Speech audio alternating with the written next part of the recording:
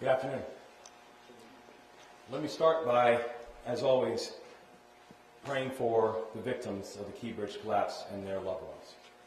To all the families, we want to say that for each and every one of you, you're in our hearts, you're in our thoughts, and you continue to be in our prayers.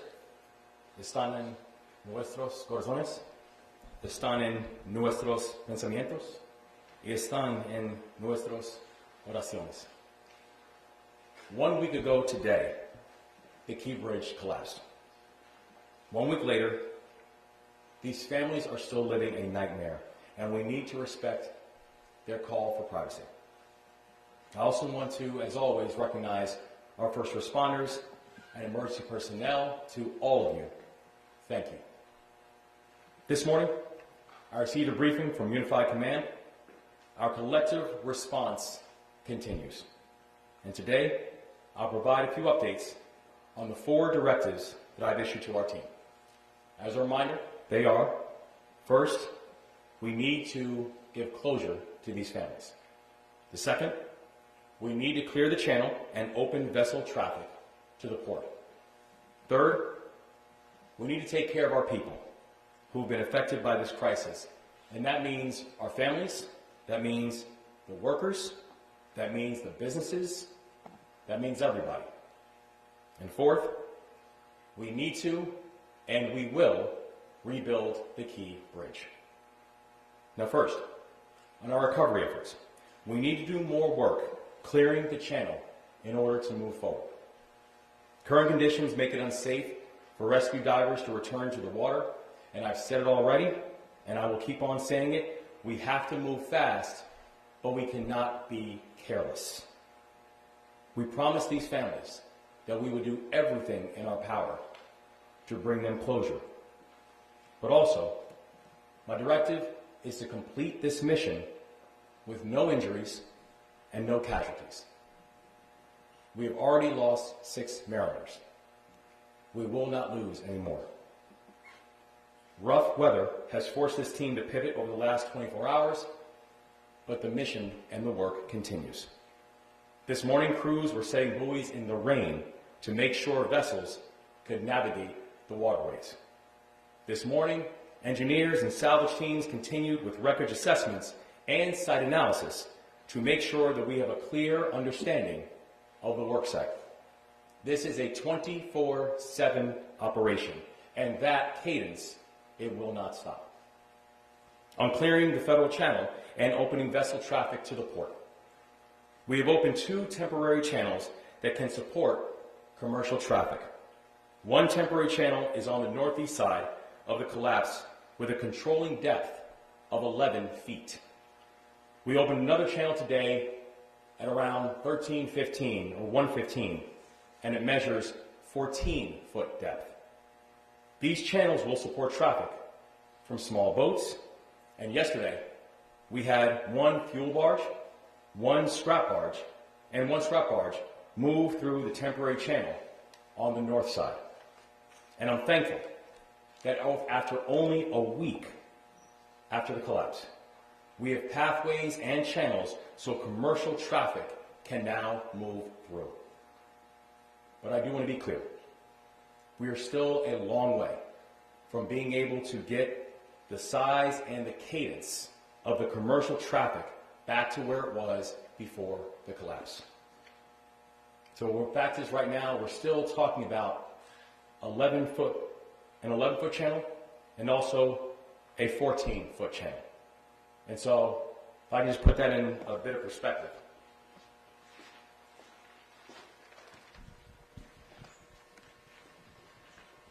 So for the Port of Baltimore, the top areas that we have here for transit and transport is actually for vehicles, both new vehicles and also heavy wheel and heavy lift vehicles. That is where the Port of Baltimore has the most significant amount of emphasis. What we're seeing right here is a visual of the collapse site. Over here is where we have the dolly. This area, everything that you see here in the black, just to get an understanding of scale, everything we see here in the black, that's 700 feet and a depth of 50.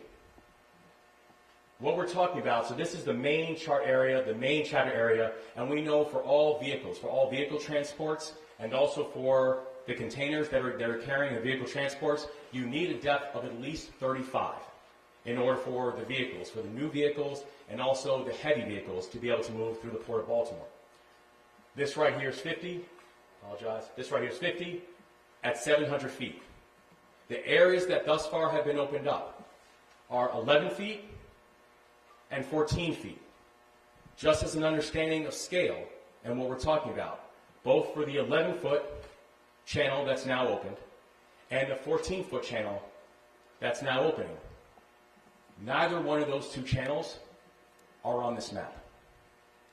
Just to get a sense of the scope and the scale of what we're talking about.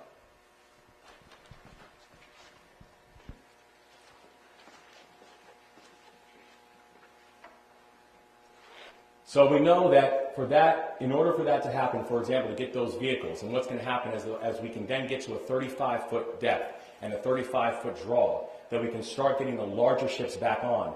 The reason it also becomes so important is because once you can start transporting vehicles, it's not only that it impacts the large vessels, but if you look at what happens with those vehicles, that supports the lives and the livelihoods of at least 100 longshoremen every time a large vessel can pull into the Port of Baltimore. So we have a long road ahead. But I'm grateful that because of the extraordinary work of this team and the people who are out there, that work is moving.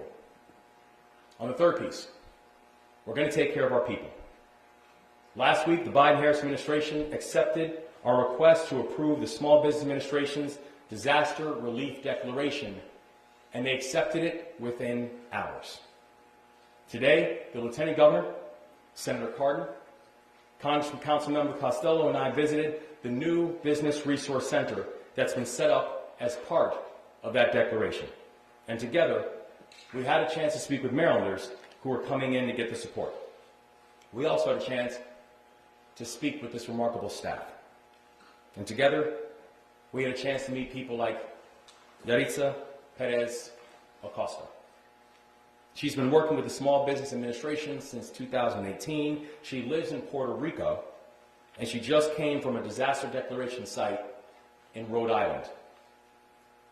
Her work is remarkable, and I thank her for her service, and it's because of her work that she's able to see people like Casey. Casey, who has a tire business. Or she's able to see people like Will, individuals like Will who own a trucking business and has 2 employees and is trying to figure out what his next steps are going to be. People like Yaritza sees them, and she supports them, and we're all grateful. We now have 2 business resource centers that are fully operational.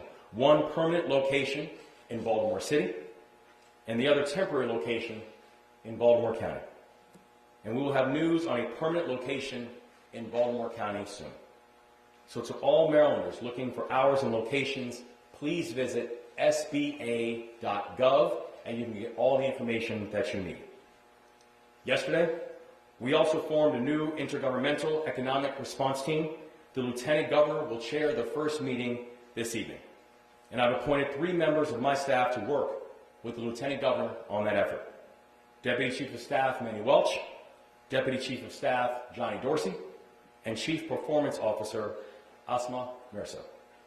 And they're working around the clock to make sure that we're taking care of our workers and our businesses and everyone affected by the economic consequences of this collapse.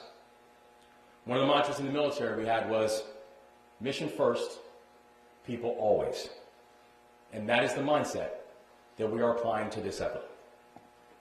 I'm also working closely with the Maryland General Assembly on the Port Act. Our team has offered several amendments to that piece of legislation, and today I just briefly want to highlight 3 of them. The first, we propose the creation of a new permanent scholarship program for the families of transportation workers who die on the job. The work that these men and women do every single day is both essential and dangerous, and we must ensure that when there are tragedies like this one, that the state does not forget about their children and their families. Mission first, people always. Second, we propose flexibility in work search requirements for unemployment insurance. That way, port workers who receive unemployment insurance will be ready to return to work at the port when operations move back to normal. Mission first, people always. Third, we propose an amendment that will ensure flexibility for our Department of Commerce and our Department of Labor, because our goal is to make funding available for critical needs of workers and businesses as we move forward, mission first, and people always. We cannot possibly find every answer to every problem in the next few days before session ends. But we can give the state the ability to respond, and quickly, over these next months. I also want to take a second to talk a bit about the state budget. When session began, our administration introduced a responsible budget that did not raise taxes. The House and the Senate have been moving through their process over the last several weeks to get a final budget to my desk for signature, and we are now 7 days from the end of session. So yesterday, I signed an executive order extending the legislative session by 10 days. I recognize that the House and the Senate are coming to the table with different perspectives. I know they are both working in good faith to achieve a resolution. And the parties are not that far apart. We all want to do what's best for the people of this state. So what I did yesterday was necessary that we can provide both the House and the Senate the time to find a reasonable compromise and get me a budget that I can sign. Now, fourth, on rebuilding. We cannot rebuild the bridge until we clear the wreckage. But I'm telling you, we are going to get this done. We will clear the channel. We will move the dolly. We will rebuild the Francis Scott Key Bridge. Every day I meet more people who prove what it means to be Maryland tough and Baltimore strong. And today, we are here with Chief Petty Officer Morgan Merritt from the U.S. Coast Guard. She's in charge of the aids and navigation team. And they're the ones who help make these temporary channels navigable by commercial vessels. Her team was out in the pouring rain this morning, laying down navigation markers so ships could move through. There was nothing that was going to stop her or her team.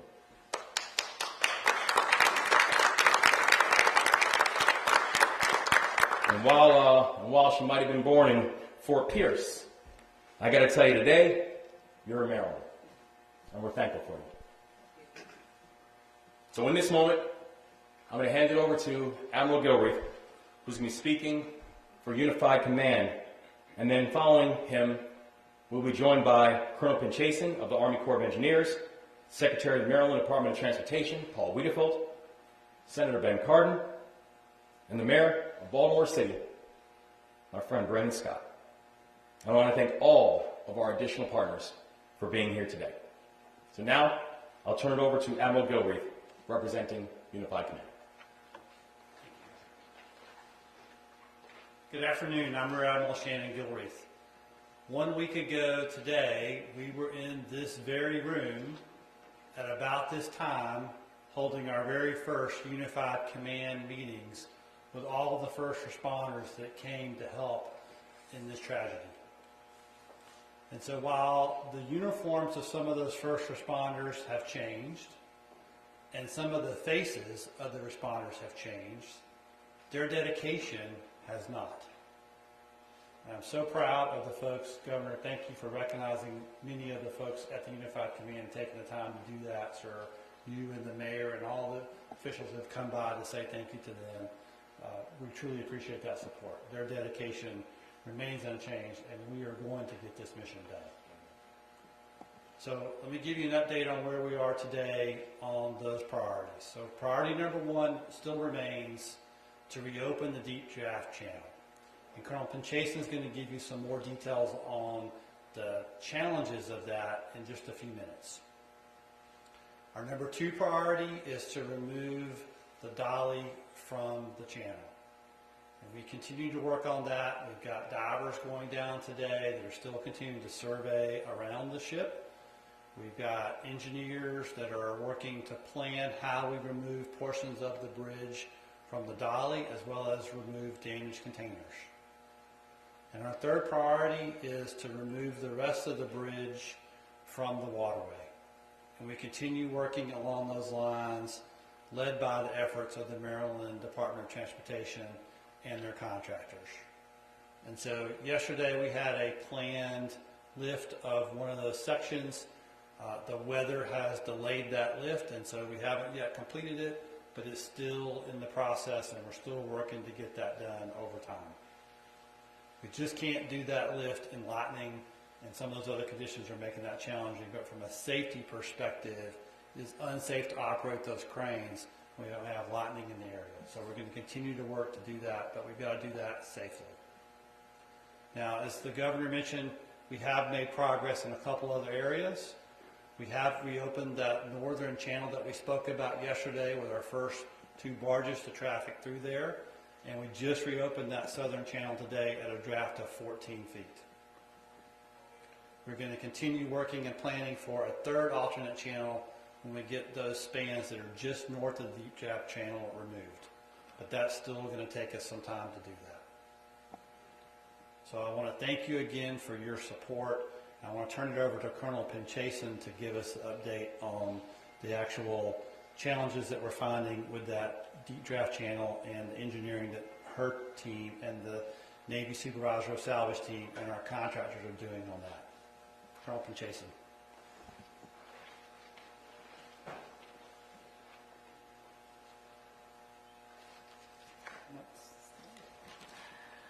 So, Governor Moore, state partners, sir, it's a pleasure to be here today. Thank you for joining us today. Our priority remains clearing the federal channel, that 50-foot shipping channel, and that is an integrated operation for salvage operations and recovery operations. And when you mentioned earlier, sir, mission first, people always, that's exactly what that is. It's not just about the engineering. And I just, as you mentioned that, that's what came to me, because as our engineers are assessing and surveying and figuring out how they're going to lift those loads, they know in the back of their minds that they are also looking for any traces of the fallen and anything that they can recover. That is an integrated part of our effort. Mission first, people always. So thank you for inspiring that, sir. Yesterday and today, our teams are working as best they can, considering the weather. Crane operations had to be paused temporarily, but they're back online now. The lightning hindered that for a little while, but as Admiral mentioned, we're able to continue in a safe fashion. We're taking every precaution we can to make sure our folks are safely operating and conducting salvage operations. The Unified Command consists of an amazing team of Department of Defense, federal, state, and industry partners from the salvage community. It is absolutely the right team to take on this challenge. And so we've implemented a very methodical, disciplined, but iterative approach where we assess and engineer and then execute. And we're getting a much better understanding of what we're dealing with by bringing in another dive team, by bringing in 3D survey capability and employing that over the last few days and getting a much better picture than what you're seeing on the skyline. We're going to cover that there. What those 3D surveys demonstrated for us and what they're indicating is that the wreckage on the bottom of the 50-foot channel is far more extensive than we could have imagined.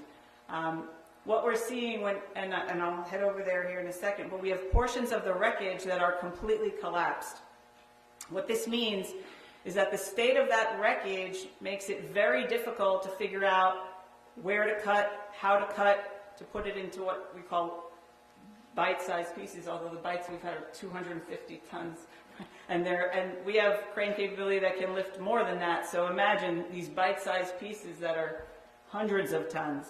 But to be able to do that, we have to be able to see what we're doing, and the collapse of that wreckage, it's not just sitting on the seabed, it's actually below the mud line.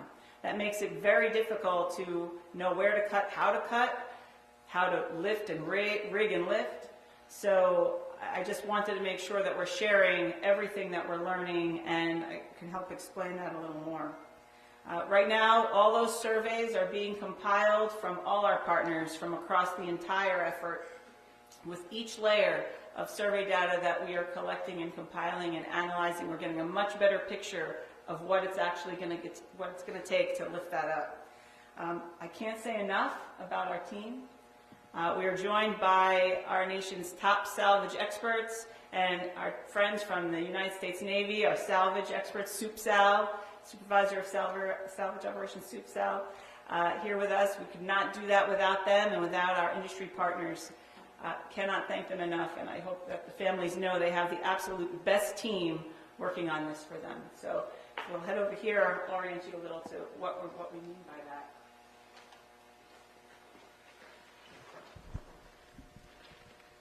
So as the governor mentioned, this is a survey graphic. I know it's a little pixelated. I don't know if we can shift, just you said to shift it on the screen. Okay. This is what you all have seen. I think most of you have been out on site and have seen the wreckage.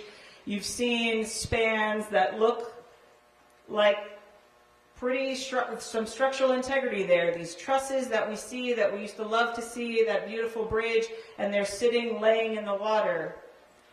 But as you see below the water, it starts to get messy, right? It doesn't look like that. You can't even see what that means. You don't see any structural integrity there. So while here, this area that we are proposing to cut into bite-sized pieces and be able to place them on barges and be able to transport them away,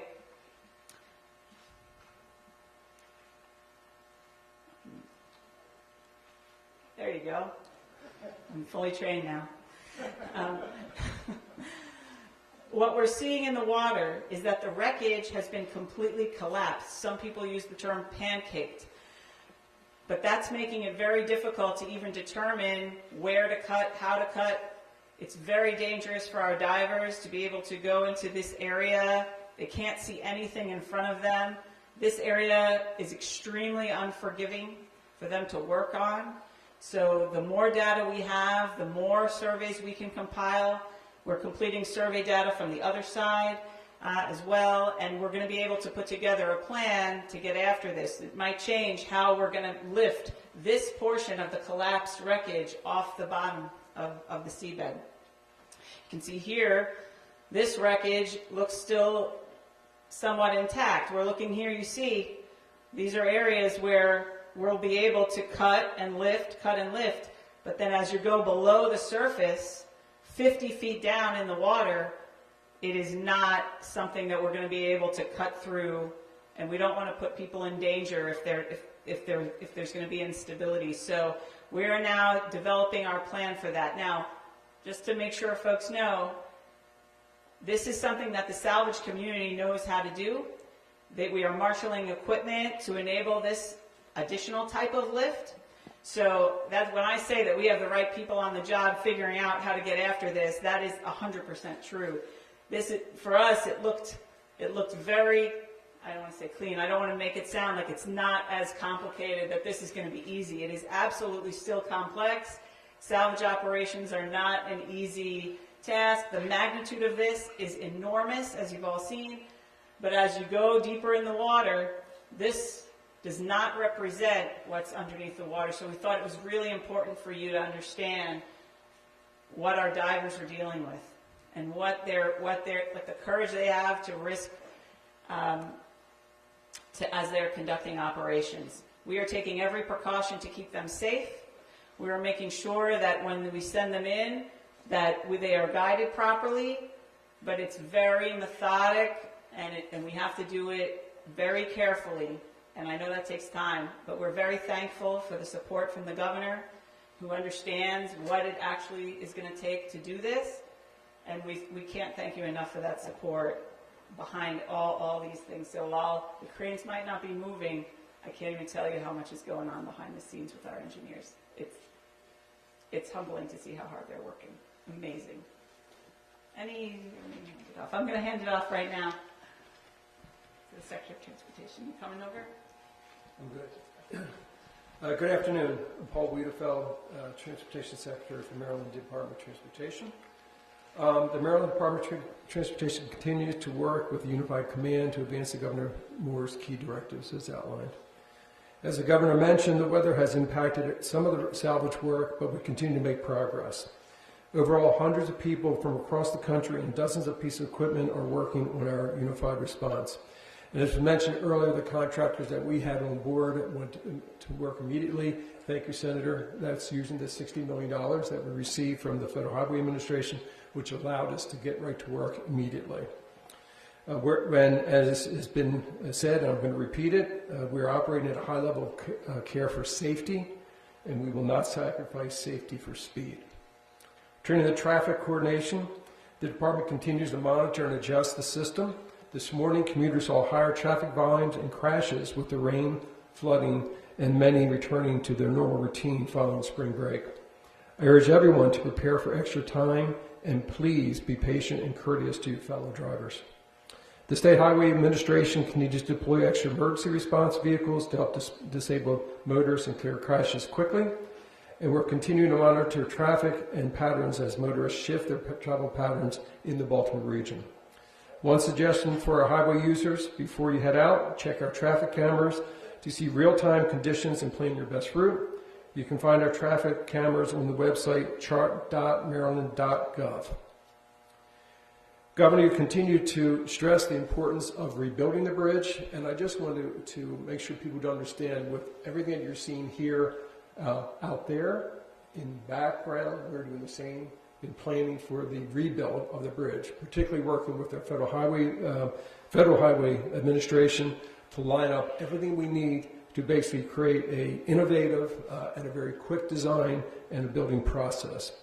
So in closing, our thoughts at the department are with the victims and their families.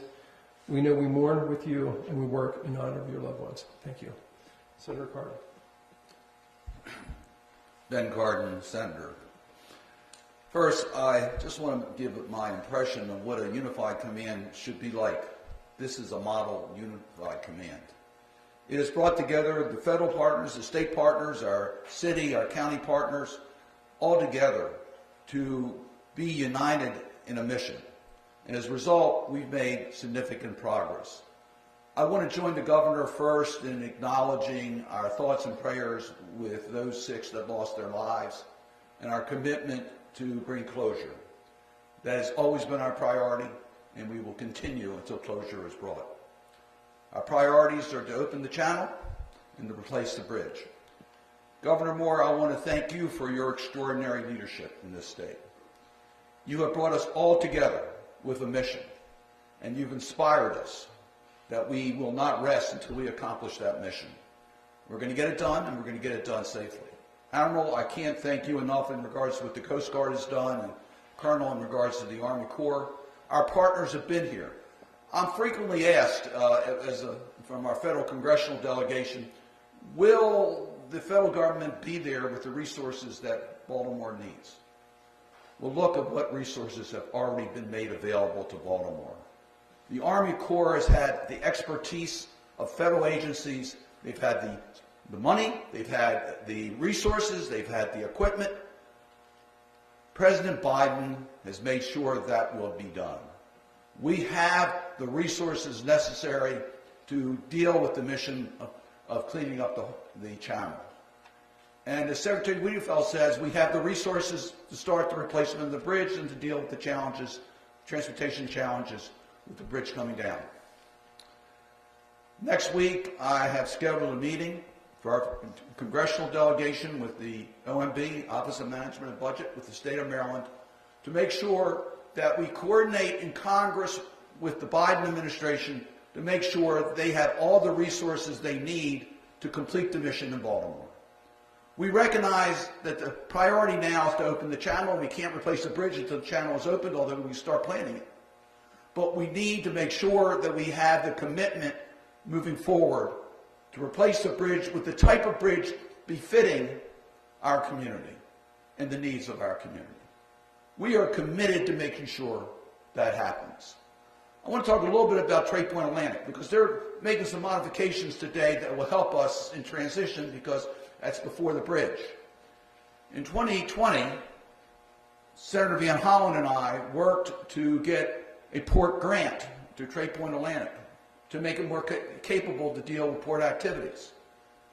I want to thank again the Biden administration for being willing to modify that grant so that we can deal with what Governor Moore has talked about, the roll-on, roll-off needs of the port through Trade Point Atlantic. It's that type of flexibility, it's that type of action that is allowing us to try to mitigate the severe damage to our economy and the regional economy as a result of the channel being blocked. I want you to know it is a team effort. Senator Van Hollen and I have worked closely with the Moore administration, along with Congressman Mfume and our entire congressional delegation. Mayor Scott, thank you for your extraordinary leadership, working with your counterparts, the county execs of the Anne Arundel County and Baltimore County. I had a chance earlier today to visit the small business operations in Dundalk. Excuse me, around here. Then it was actually in East Baltimore. I had a chance to see firsthand how important the SBA programs will be. Make no mistake about it, small businesses are the growth engine of our economy. That's where we get job growth. They are innovative. They figure out ways to do things. When you think of the Port of Baltimore, when you think of a port, you don't necessarily think about the hundreds and hundreds and hundreds of small businesses that are making that port operate. Many of the transports are done by independent contractors and small businesses. Now, they do things well, so we have an efficient port.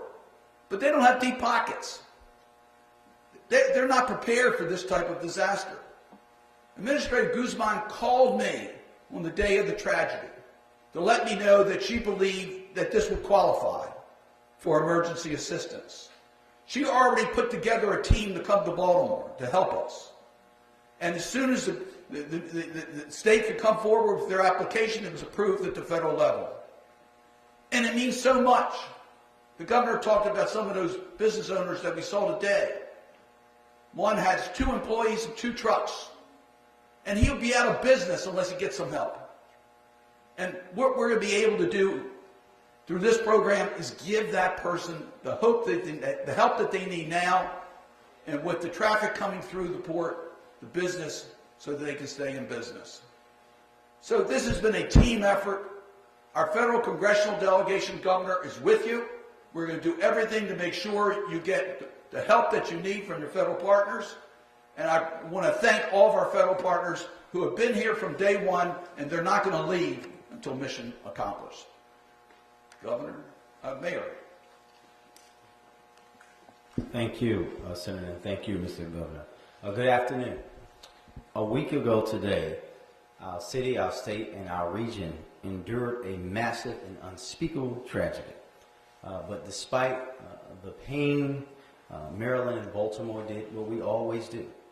We came together to support those in need and to begin the recovery from this unspeakable tragedy. I want to thank you all for continuing to be here to bring attention to this story as we work to build Baltimore back and overcome the multitude of challenges it's posing to our city, state, and region. And of course, first and foremost, again, the thoughts and prayers of all of Baltimore will now and forever be with those who we lost. In the excitement of yesterday's progress in establishing a channel for some emergency and some commercial vessels, I don't want us to lose sight of the fact that we still have 4 Marylanders missing below the water. Now, we know that every single person in the Unified Command, every single first responder, everybody that is out there in front or behind the scenes is not going to forget those folks. And I know that no one up here will rest until we bring them home and provide closure to their families. Yesterday, we talked about meeting with the union members from ILA and making the same commitment to them that we made to the families, that we will always be with them to see this through alongside them.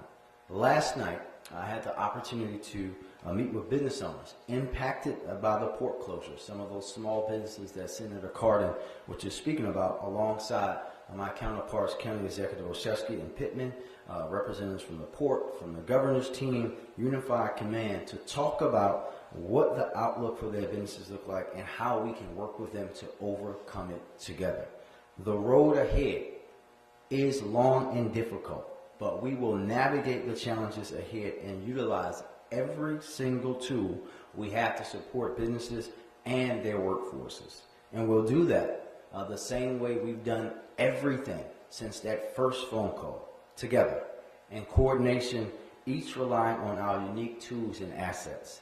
Everyone should know, no matter how hard it is, our city will come out stronger, our state will come out stronger, and we will be more unified and more ready for the future than we were before this unspeakable tragedy. And we'll do that by focusing on our city and state's greatest asset, our people. And with that, I'll turn it back over to Governor Moore. We're going to take questions. I'm going to start with WCOP. Could you say, what are the engineers' expectations for the surveying? And you're using what, a submersible side scan sonar? Is one deployed, or is there more than one? And I know that it's going to take time and you're doing it safely, but is there a sense of when the survey might be complete and you could actually... So this, I don't know if you've heard me speak about this before, but it is an iterative process. It's not going to be that, okay, we finished all the surveys, we're complete. It's not. We are surveying after every single lift. Now, the 3D surveys that we're using, it's a COBRA system. It's a 3D multi-beam side scan survey system. We have 2 of them right now. We have multiple dive teams. All the salvage operations, there are 3 salvers that are working 3 different efforts, and they all have survey teams. We also have Corps of Engineers surveyors. Everyone is sharing their information. All the survey information is coming together. They're informing each other. They're sharing. It is truly a unified command. The information, the lessons from every lift, every pick, the conditions on the ground, what the divers are seeing.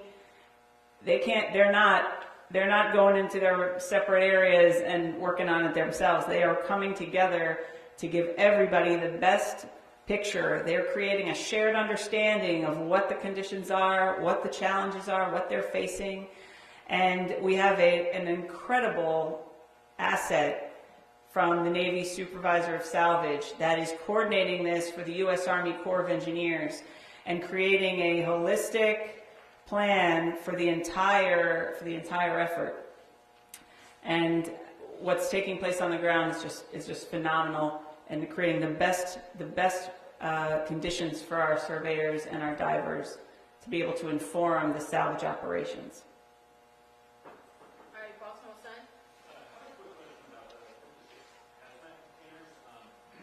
Have all of those been accounted for, and are any of those 56 ones among the 14 that have been breached?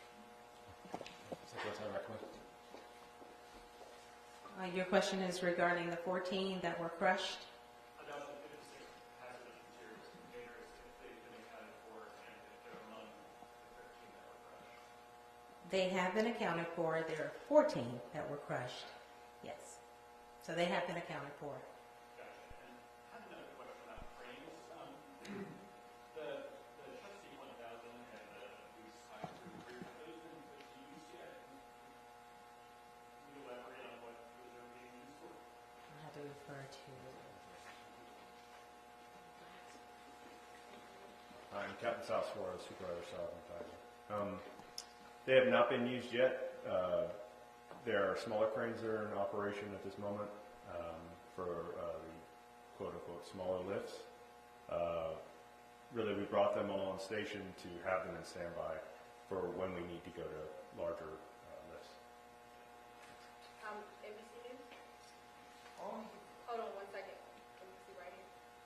Hi, I know the Colonel spoke to this a little bit, but I was wondering, the images released by the Navy of the underwater wreckage were really striking. I was wondering if you could speak to what they reveal about the challenges of getting that channel fully open for those larger vessels, and what it says about a possible timeline for that. Yeah, I think one of the things we see is as complicated as the overwater images are. I think one thing happened once we actually got a chance to see the submerged 3D imagery, that what we see under the water is even more complicated. That we are literally talking about mangled metal that goes to the depths of the seafloor. And also how you see it's not just in one certain area. You see it literally throughout, from the point of where the ship, from before where the ship begins, all the way down to the more shallow areas. So I think one of the things we continue to see as we continue to look through the imagery and understand the underwater imagery is the complexity is even more complex than we thought going in, just because of how submerged, how intertwined, and how mangled the metal really is. So it continues to highlight the fact that we said this was going to be a long road. This continues to confirm this is going to be a long road. It's also something that we know that there are still, as I mentioned before, there are still a lot of unknowns that we're still working to understand and dissect. We're committed to making sure we get this done. We're committed to making sure we get this done to completion. But we want to be very clear, this is not a simple operation. In many ways, this is a very unprecedented operation in the level of complexity. We're going to start on this side of the room again. 18?